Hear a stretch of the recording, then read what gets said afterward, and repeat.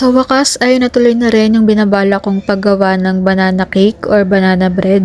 So dito mga mi, nagdurog lang ako ng 4 na regular na saging. Tapos naglagay ako ng 2 pirasong itlog.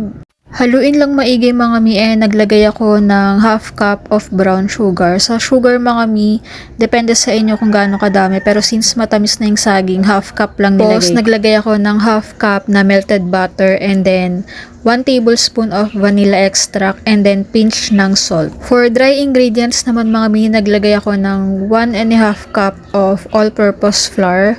Tapos 1 tablespoon ng baking powder and then nag-add din ako ng 1 tablespoon ng cinnamon powder.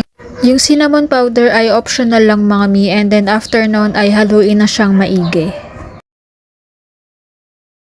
After nun mga mi ay naglagay ako ng choco chips. Ito ay nabili ko online and then naglagay din ako ng nuts kasi gusto ko yung medyo may nangangata sa ating banana cake. So nabili ko din yan online mga mi.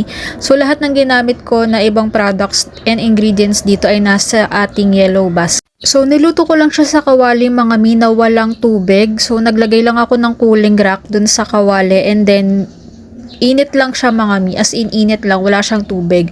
And then niluto ko siya for about 45 minutes in low heat lang mga mi. So ito na yung ating finished product and sobrang lambot niya mga mi and sobrang sarap.